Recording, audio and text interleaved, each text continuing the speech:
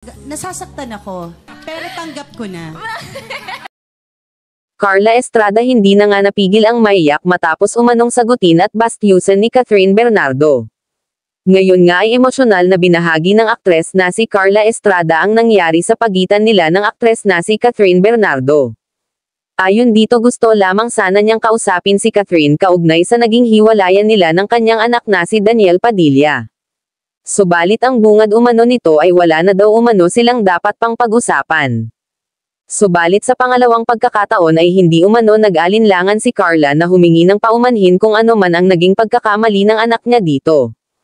At ito na nga dito na nga daw umano siya binastos ng aktres ayon dito natatanggap umano siya ng masasakit na salita dito at halos kotsain na ang buong pagkatao ng anak niya dahil sa nagawa nito.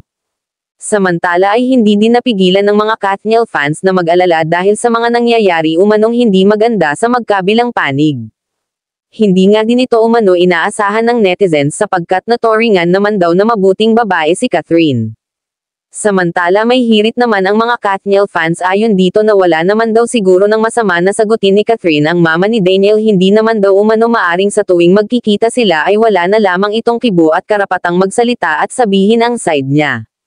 Ayon naman sa relatives ni Katna, noong magkarelasyon pa sila Kat at Daniel ay sana nagtino na ang aktor pero pinagpatuloy pa umano ang mga bagay na siyang sisira sa relasyon ng mga ito. Bakit daw nang makita nilang malaya at masaya na si Catherine saka sila itong naghahabol matapos ng mga itong saktan ang damdamin ng kanilang kapamilya?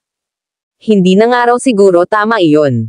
Dagdag pa ng mga ito bakit sila pa daw ngayon ang lumalabas na masama gayong si Daniel Padilla naman daw umano talaga ang sumira sa image nila kaya sila nagkahiwalay. Kaya naman kung totoo man daw umano ang mga sinasabi ni Carla Estrada ang mahalaga ay alam nito na tama ang ginagawa niya.